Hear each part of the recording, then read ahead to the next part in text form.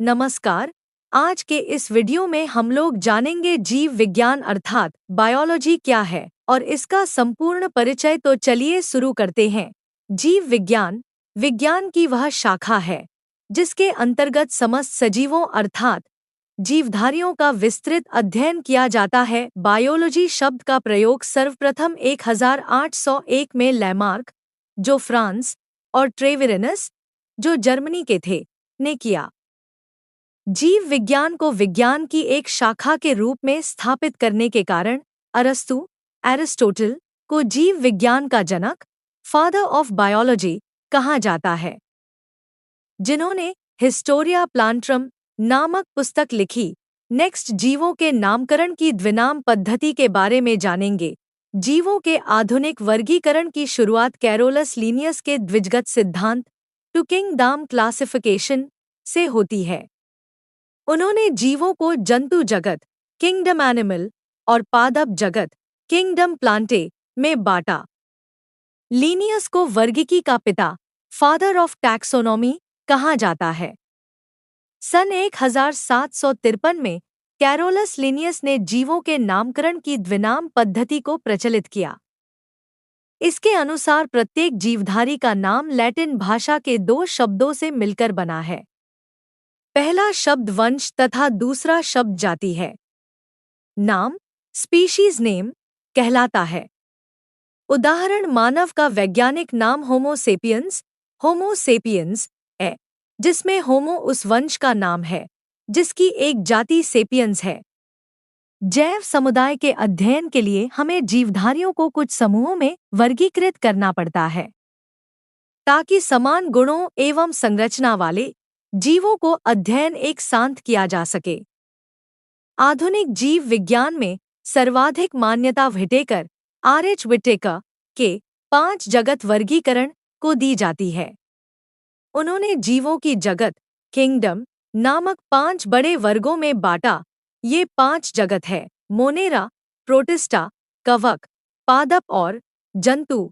Monera यह एक कोशिकीय प्रोकैरियोटिक जीवों का समूह है, अर्थात इनमें न तो संगठित केंद्रक होता है और न ही विकसित कोशिकांग होते हैं। इनमें केंद्रिका झिल्ली का अभाव होता है। इनमें से कुछ में कोशिका भित्ति पाई जाती है तथा कुछ में नहीं। पोषण के स्तर पर ये स्वपोषी, रसायन संश्लेषी, प्रकाश संश्लेषी अथवा विषमपोषी, मृतजीवी या परजीवी दोनों, बैक्टीरिया, माइकोप्लाज्मा आदि होते हैं। प्रोटिस्टा, इनमें एककोशिकीय यूकैरियोटिक जीव आते हैं। हालांकि कभी कभी ये बहुकोशिकीय भी होते हैं, यथाकेल्प या समुद्री घास। प्रोटिस्टा पादप, जंतु एवं कवक, जंतु के बीच कड़ी का कार्य करता है। इस वर्ग के कुछ जीवों में गमन के लिए सीलिया, फ्लैजेला नामक संरचनाएं भी पाई जाती है। कुछ में कोशिका भित्ति पाई जाती है।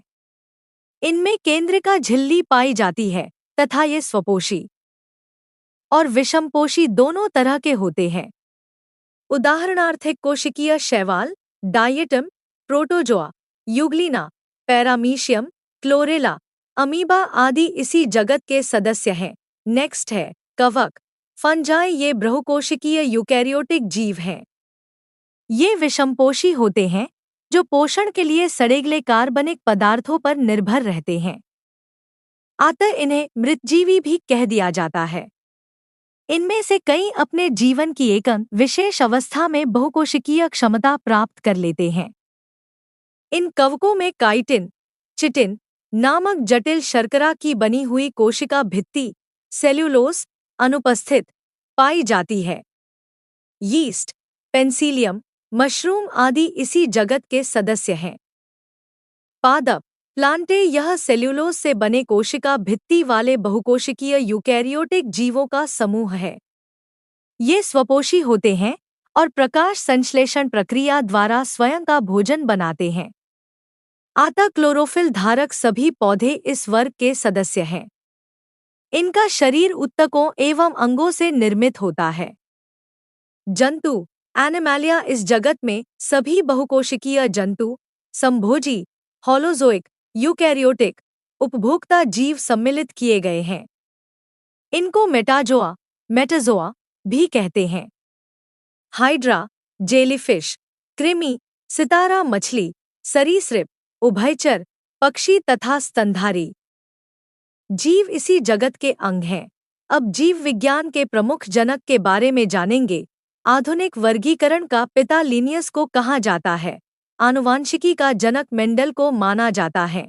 द्विनाम पद्धति का जनक लिनियस को माना जाता है। हरित क्रांति का जनक डॉक्टर नॉर्मन बरलॉग को माना जाता है। भारत में हरित क्रांति का जनक डॉक्टर M.S. स्वामीनाथन। श्वेत क्रांति का जनक वर्गीस कुरियन को माना जाता है। भारतीय पारिस्थितिकी का जनक रामदेव मिश्रा को माना जाता है।